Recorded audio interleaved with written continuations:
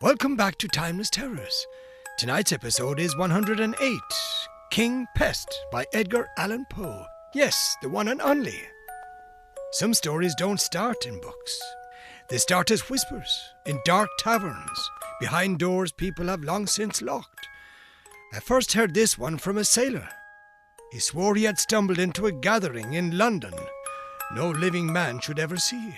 He wasn't sure anyone was meant to survive it, and that was long ago, in a part of London where most people avoided.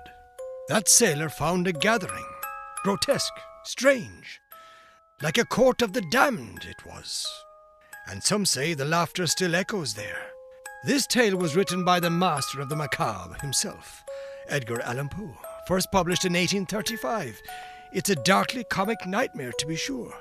A story of pestilence, drunken misadventure, and horrors both absurd and unsettling.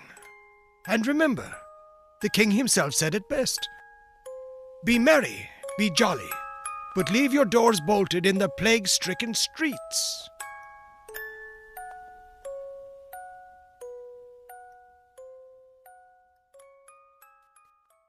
King Pest, written by Edgar Allan Poe.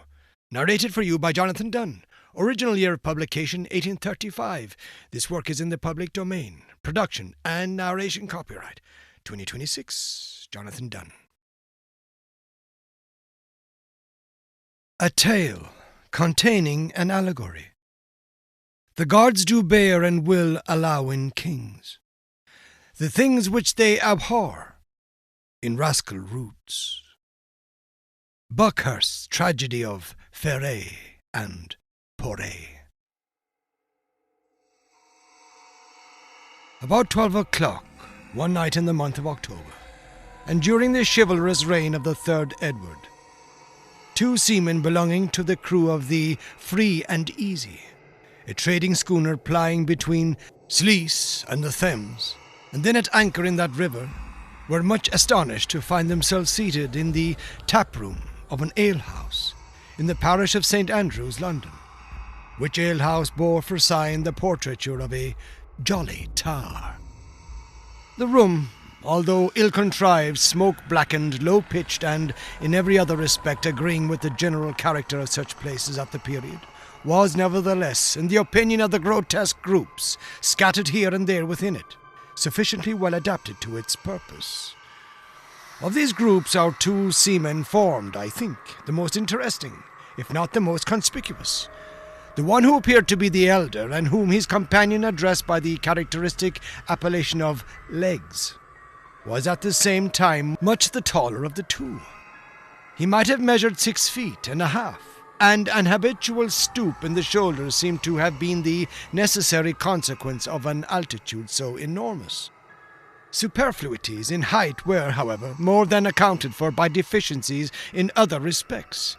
He was exceedingly thin, and might, as his associates asserted, have answered when drunk for a pennant at the masthead, or when sober have served for a jib boom. But these jests and others of a similar nature had evidently produced, at no time, any effect upon the cachinnatory muscles of the tar.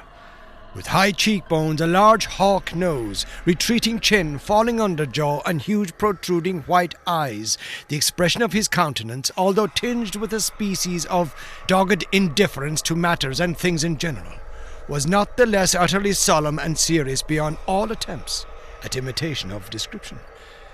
The younger seaman was, in all outward appearance, the converse of his companion. His stature could not have exceeded 4 feet. A pair of stumpy bow legs supported his squat, unwieldy figure, while his unusually short and thick arms, with no ordinary fists at their extremities, swung off dangling from his sides like the fins of a sea turtle. Small eyes of no particular colour twinkled far back in his head. His nose remained buried in the mass of flesh which enveloped his round, full, and purple face, and his thick upper lip rested upon the still thicker one beneath with an air of complacent self-satisfaction, much heightened by the owner's habit of licking them at intervals. He evidently regarded his tall shipmate with a feeling, half wondrous, half quizzical, and stared up occasionally in his face as the red setting sun stares up at the crags of Ben Nevis. Various and eventful, however, had been the peregrinations of the worthy couple in and about the different tap houses of the neighbourhood during the earlier hours of the night. Funds, even the most ample, are not always everlasting, and it was with empty pockets our friends had ventured upon the present hostelry. At the precise period, then, when this history properly commences, Legs and his fellow Hugh Tarpaulin sat, each with both elbows resting upon the large oaken table in the middle of the floor, and with a hand upon either cheek. They were eyeing from behind a huge flagon of unpaid-for humming stuff the portentous words, "No chalk," which, to their indignation and astonishment, were scored over the doorway by means of that very mineral whose presence they purported to deny. Not that the gift of deciphering written characters, a gift among the commonalty of that day considered little less cabalistical than the art of inditing, could in strict justice have been laid to the charge of either disciple of the sea. But there was, to say the truth, a certain twist in the formation of the letters, an indescribable lee lurch about the whole, which foreboded, in the opinion of both seamen, a long run of dirty weather, and determined them at once, in the allegorical words of Legs himself, to "pump ship, clew up all sail, and scud before the wind." Having accordingly disposed of what remained of the ale, and looped up the points of their short doublets, they finally made a bolt for the street, although Tarpaulin rolled twice into the fireplace, mistaking it for the door. Yet their escape was at length happily effected, and half after 12 o'clock found our heroes ripe for mischief, and running for life down a dark alley in the direction of St. Andrew's Stair, hotly pursued by the landlady of the Jolly Tar. At the epoch of this eventful tale, and periodically for more years before and after, all England, but more especially the metropolis, resounded with the fearful cry of plague. The city was in a great measure depopulated, and in those horrible regions in the vicinity of the Thames, where amid the dark, narrow, and filthy lanes and alleys, the demon of disease was supposed to have had his nativity, awe, terror, and superstition were alone to be found stalking abroad. By authority of the king, such districts were placed under ban, and all persons forbidden, under pain of death, to intrude upon their dismal solitude. Yet neither the mandate of the monarch, nor the huge barriers erected at the entrances of the streets, nor the prospect of that loathsome death with almost absolute certainty overwhelmed the wretch whom no peril could deter from the adventure, prevented the unfurnished and untenanted dwellings from being stripped, by the hand of nightly rapine, of every article, such as iron, brass, or leadwork, which could in any manner be turned to a profitable account. Above all, it was usually found upon the annual winter opening of the barriers that locks, bolts, and secret cellars had proved but slender protection to those rich stores of wines and liquors which, in consideration of the risk and trouble of removal, many of the numerous dealers having shops in the neighbourhood had consented to trust, during the period of exile, to so insufficient a security. But there were very few of the terror-stricken people who attributed these doings to the agency of human hands. Pest spirits, plague goblins, and fever demons were the popular imps of mischief, and tales so blood-chilling were hourly told, that the whole mass of forbidden buildings was at length enveloped in terror as in a shroud, and the plunderer himself was often scared away by the horrors his own depreciations had created, leaving the entire vast circuit of prohibited district to gloom, silence, pestilence, and death. It was by one of the terrific barriers already mentioned, and which indicated the region beyond to be under the pest ban, that, in scrambling down an alley, Legs and the worthy Hugh Tarpaulin found their progress to be lost, as their pursuers were close upon their heels. With thoroughbred seamen to clamber up the roughly fashioned plankwork was a trifle, and maddened with the twofold excitement of exercise and liquor, they leaped unhesitatingly down within the enclosure, and holding on their drunken course with shouts and yellings, were soon bewildered in its noisome and intricate recesses. Had they not indeed been intoxicated beyond moral sense, Their reeling footsteps must have been palsied by the horrors of their situation. The air was cold and misty. The paving stones, loosened from their beds, lay in wild disorder amid the tall, rank grass which sprang up around the feet and ankles. Fallen houses choked up the streets. The most fetid and poisonous smells everywhere prevailed. And by the aid of that ghastly light which, even at midnight, never fails to emanate from a vapory and pestilential atmosphere, might be discerned lying in the bypaths and alleys, or rotting in the windowless habitations, the carcass of many a nocturnal plunderer, arrested by the hand of the plague in the very perpetration of his robbery. But it lay not in the power of images or sensations or impediments such as these to stay the course of men who, naturally brave, and that time especially brimful of courage and of humming stuff, would have reeled, as straight as their condition might have permitted, undauntedly into the very jaws of death. Onward, still onward stalked the grim legs, making the desolate solemnity echo and re-echo with yells like the terrific war whoop of the Indian. And onward, still onward rolled the dumpy tarpaulin, hanging on to the doublet of his more active companion, and far surpassing the latter's most strenuous exertions in the way of vocal music, by bull roarings in basso from the profundity of his stentorian lungs. They had now evidently reached the stronghold of the pestilence. Their way at every step or plunge grew more noisome and more horrible, the paths more narrow and more intricate.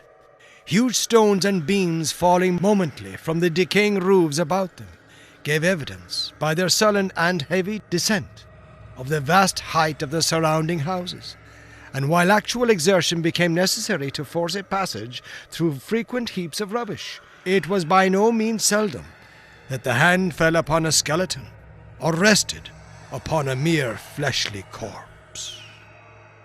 Suddenly, as the seamen stumbled against the entrance of a tall and ghastly-looking building, a yell, more than usually shrill from the throat of the excited legs, was replied to from within, in a rapid succession of wild, laughter-like, and fiendish shrieks. Nothing daunted at sounds which, of such a nature, at such a time, and in such a place, might have curdled the very blood in hearts less irrevocably on fire, the drunken couple rushed headlong against the door, burst it open, and staggered into the midst of things with a volley of curses. The room within which they found themselves proved to be the shop of an undertaker.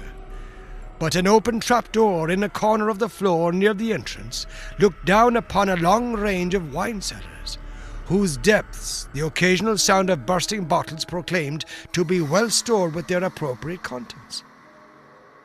In the middle of the room stood a table, in the centre of which various wines and cordials, together with jugs, pitchers, and flagons of every shape and quality, were scattered profusely upon the board. Around it, upon coffin trestles, was seated a company of 6. This company I will endeavour to delineate one by one. Fronting the entrance, and elevated a little above his companions, sat a personage who appeared to be the president of the table. His stature was gaunt and tall, and legs was confounded to behold in him a figure more emaciated than himself. His face was as yellow as saffron, but no feature excepting one alone was sufficiently marked to merit a particular description. This one consisted in a forehead so unusually and hideously lofty as to have the appearance of a bonnet or crown of flesh superadded upon the natural head. His mouth was puckered and dimpled into an expression of ghastly affability, and his eyes, as indeed the eyes of all at table, were glazed over with the fumes of intoxication. This gentleman was clothed from head to foot in a richly embroidered black silk velvet pall, wrapped negligently around his form after the fashion of a Spanish cloak. His head was stuck full of sable hearse plumes, which he nodded to and fro with a jaunty and knowing air. And in his right hand he held a huge human thigh bone, with which he appeared to have been just knocking down some member of the company for a song. Opposite him, and with her back to the door, was a lady of no whit the less extraordinary character. Although quite as tall as the person just described, she had no right to complain of his unnatural emaciation. She was evidently in the last stage of a dropsy, and her figure resembled nearly that of the huge puncheon of October beer, which stood, with the head driven in, close by her side, in a corner of the chamber. Her face was exceedingly round, red and full, and the same peculiarity, or rather want of peculiarity, attached itself to her countenance, which I before mentioned in the case of the President. That is to say, only one feature of her face was sufficiently distinguished to need a separate characterization. Indeed, the acute tarpaulin immediately observed that the same remark might have applied to each individual person of the party, every one of whom seemed to possess a monopoly of some particular portion of physiognomy. With the lady in question, this portion proved to be the mouth, commencing at the right ear. It swept with a terrific chasm to the left, the short pendants which she wore in either auricle continually bobbing into the aperture. She made, however, every exertion to keep her mouth closed and look dignified, in a dress consisting of a newly starched and ironed shroud coming up close under her chin, with a crimpled ruffle of cambric muslin. At her right hand sat a diminutive young lady whom she appeared to patronize. This delicate little creature, in the trembling of her wasted fingers, in the livid hue of her lips, and in the slight hectic spot which tinged her otherwise leaden complexion, gave evident indications of a galloping consumption. An air of extreme haut ton, however, pervaded her whole appearance. She wore in a graceful and dégage manner a large and beautiful winding sheet of the finest India lawn. Her hair hung in ringlets over her neck. A soft smile played about her mouth, but her nose, extremely long, thin, sinuous, flexible, and pimpled, hung down far below her under lip, and in spite of the delicate manner in which she now and then moved it to one side or the other with her tongue, gave to her countenance a somewhat equivocal expression. Over against her, and upon the left of the dropsical lady, was seated a little puffy, wheezing, and gouty old man, whose cheeks reposed upon the shoulders of their owner like two huge bladders of Oporto wine. With his arms folded, and with one bandaged leg deposited upon the table, he seemed to think himself entitled to some consideration. He evidently prided himself much upon every inch of his personal appearance, but took more especial delight in calling attention to his gaudy-coloured surtout. This, to say the truth, must have cost him no little money, and was made to fit him exceedingly well, being fashioned from one of the curiously embroidered silken covers appertaining to those glorious escutcheons which, in England and elsewhere, are customarily hung up in some conspicuous place upon the dwellings of departed aristocracy. Next to him, and at the right hand of the President, was a gentleman in long white hose and cotton drawers. His frame shook in a ridiculous manner with a fit of what Tarpaulin called the horrors. His jaws, which had been newly shaved, were tightly tied up by a bandage of muslin, and his arms, being fastened in a similar way at the wrists, prevented him from helping himself too freely to the liquors upon the table, a precaution rendered necessary in the opinion of Legs by the peculiarly sottish and wine-bibbing cast of his visage. A pair of prodigious ears, nevertheless, which it was no doubt found impossible to confine, towered away into the atmosphere of the apartment, and were occasionally pricked up in a spasm at the sound of the drawing of a cork. Fronting him, sixthly and lastly, was situated a singularly stiff-looking personage who, being afflicted with paralysis, must, to speak seriously, have felt very ill at ease in unaccommodating habiliments. He was habited, somewhat uniquely, in a new and handsome mahogany coffin, its top or headpiece pressed upon the skull of the wearer and extended over it in the fashion of a hood, giving to the entire face an air of indescribable interest. Armholes had been cut in the sides for the sake not more of elegance than of convenience, but the dress, nevertheless, prevented his proprietor from sitting as erect as his associates, and as he lay reclining against his trestle at an angle of 45 degrees, a pair of huge, goggle eyes rolled up their awful whites towards the ceiling in absolute amazement at their own enormity.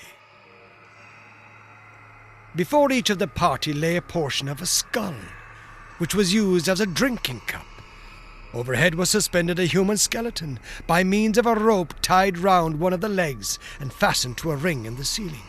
The other limb, confined by no such fetter, stuck off from the body at right angles, causing the whole loose and rattling frame to dangle and twirl about at the caprice of every occasional puff of wind which found its way into the apartment. In the cranium of this hideous thing lay quantity of ignited charcoal, which threw a fitful but vivid light over the entire scene, while coffins and other wares appertaining to the shop of an undertaker were piled high up around the room and against the windows, preventing any ray from escaping into the street. At sight of this extraordinary assembly, and of their still more extraordinary paraphernalia, our two seamen did not conduct themselves with that degree of decorum which might have been expected. Legs, leaning against the wall near which he happened to be standing, dropped his lower jaw still lower than usual, and spread open his eyes to their fullest extent, while Hugh Tarpaulin, stooping down so as to bring his nose upon a level with the table, and spreading out a palm upon either knee, burst into a long, loud, and obstreperous roar of very ill-timed and immoderate laughter. Without, however, taking offence at behaviour so excessively rude, the tall president smiled very graciously upon the intruders, nodded to them in a dignified manner with his head of sable plumes, and, arising, took each by an arm and led him to a seat which some others of the company had placed in the meantime for his accommodation. Legs to all this offered not the slightest resistance, but sat down as he was directed, while the gallant Hugh, removing his coffin trestle from its station near the head of the table, to the vicinity of the little consumptive lady in the winding sheet, plumped down upon her side in high glee, and pouring out a scull of red wine, quaffed it to their better acquaintance.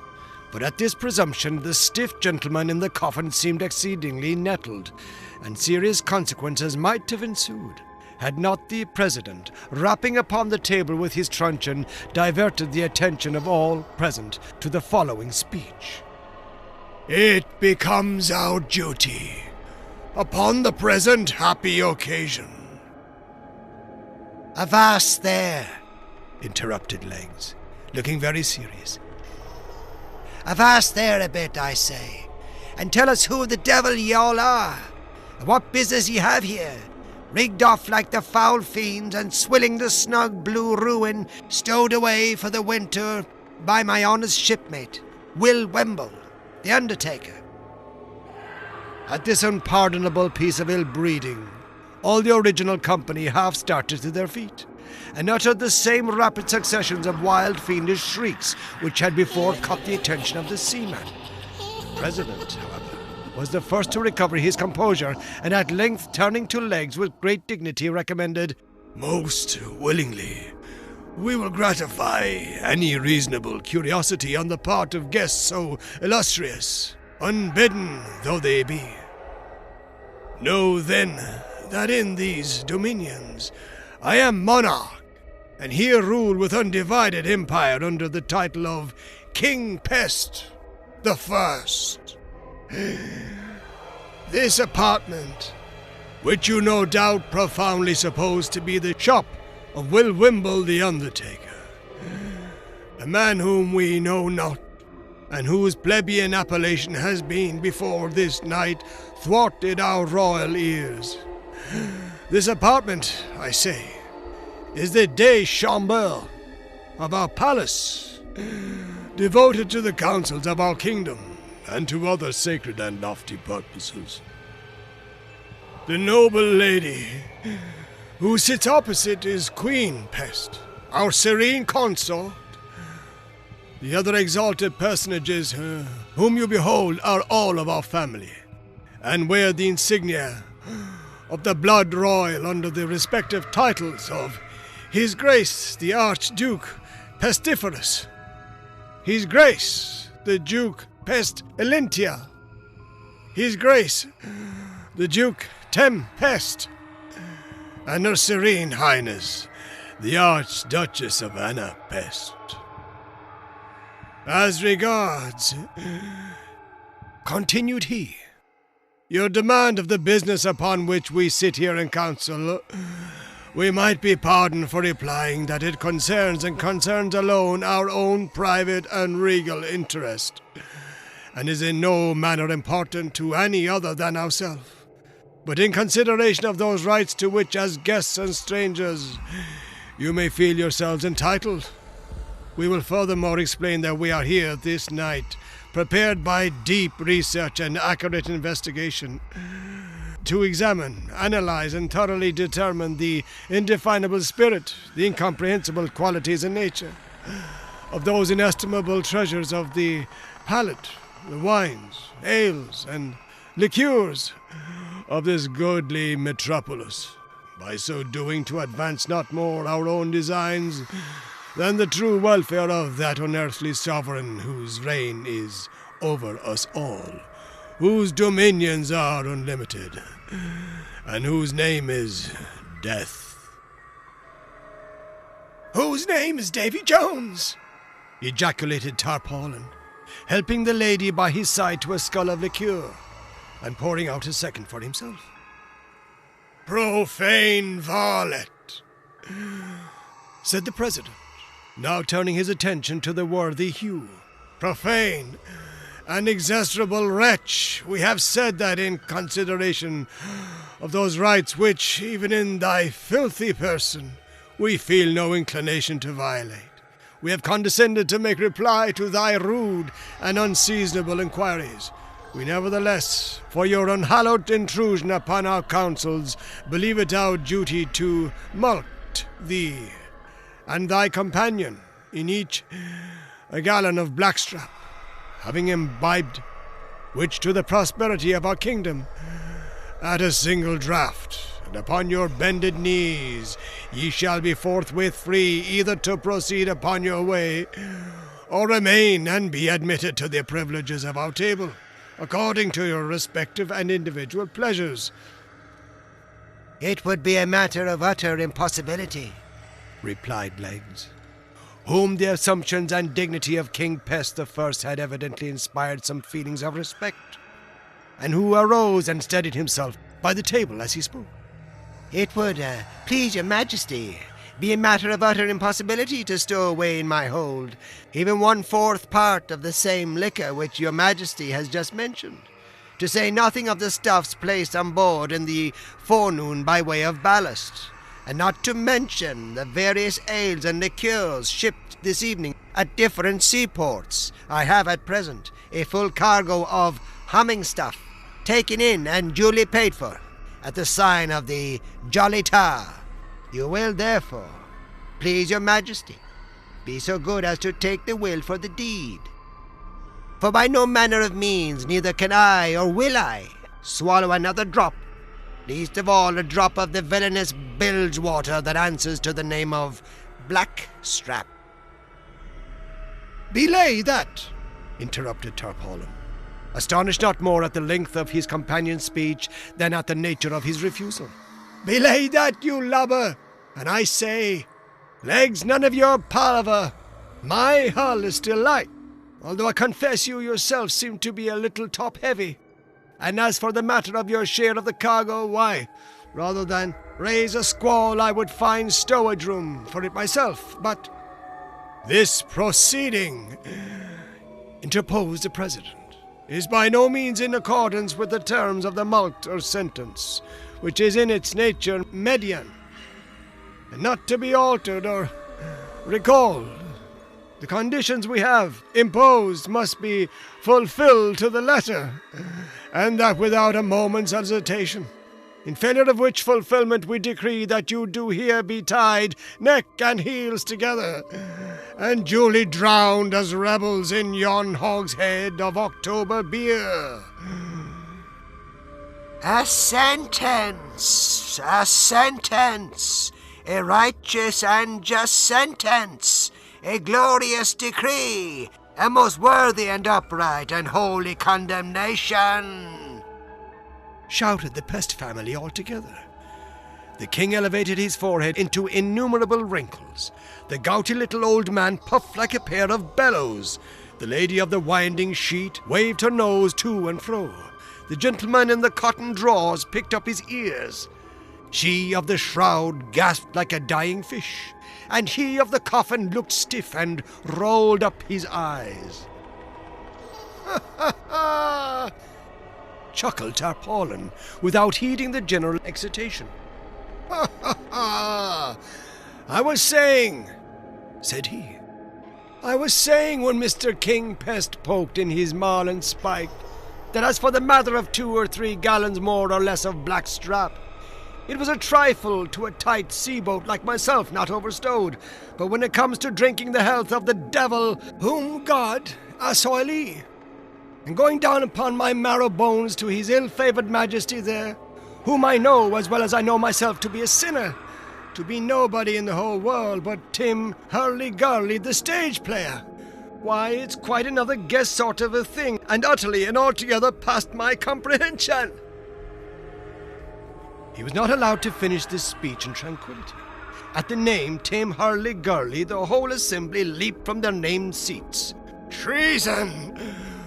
shouted His Majesty King Pest the First. "Treason!" said the little man with the gout. "Treason!" screamed the Archduchess Anna Pest. "Treason!" muttered the gentleman with his jaws tied up. "Treason!" growled he of the coffin. "Treason! Treason!" shrieked Her Majesty of the Mouth, and seized by the hinder part of his breeches the unfortunate Tarpaulin, who had just commenced pouring out for himself a scull of liqueur, she lifted him high into the air and let him fall without ceremony into the huge open puncheon of his beloved ale. Bobbing up and down for a few seconds like an apple in a bowl of toddy, he at length fully disappeared amid the whirlpool of foam which in the already effervescent liquor his struggles easily succeeded in creating. Not tamely, however, did the tall seaman behold the discomfiture of his companion. Jostling King Pest through the open trap, the valiant legs slammed the door down upon him with an oath, and strode towards the centre of the room. Here, tearing down the skeleton which swung over the table, he laid it about him with so much energy and goodwill that, as the last glimpses of light died away within the apartment, he succeeded in knocking out the brains of the little gentleman with the gout. Rushing then with all his force against the fatal hogshead full of October ale and Hugh Tarpaulin, he rolled it over and over in an instant. Out burst a deluge of liquor, so fierce, so impetuous, so overwhelming that the room was flooded from wall to wall. The loaded table was overturned, the trestles were thrown upon their backs, the tub of punch into the fireplace, and the ladies into hysterics. Piles of death furniture floundered about.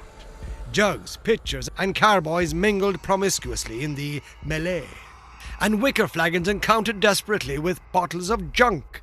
The man with the horrors was drowned upon the spot. The little stiff gentleman floated off in his coffin, and the victorious legs, seizing by the waist the fat lady in the shroud, rushed out with her into the street, and made a beeline for the free and easy, followed under easy sail by the redoubtable Hugh Tarpaulin, who, having sneezed 3 or 4 times, panted and puffed after him with the Archduchess Anna Pest.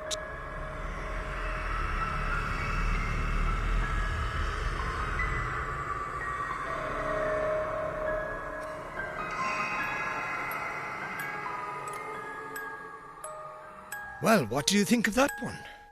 You've just heard King Pest by Edgar Allan Poe. Grotesque, unsettling, and darkly funny, in a way only Poe could write. The sailor who first told me this story swore the old plague quarter still exists. He didn't know exactly where, only that certain alleys appear when a man has had too much to drink, and vanish again by morning. I never tried to find it, because some gatherings are best left alone. Even tonight, as I sit here recounting this tale to you, I can't shake the feeling that I'm being followed. Footsteps linger just beyond the lamplight.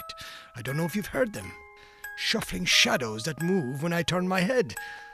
Anyway, if you enjoyed tonight's journey into the strange and the macabre, make sure to tune in again the next time, where the shadows of classic horror lurk and creep. And remember, some feasts were never meant for the living. Good night.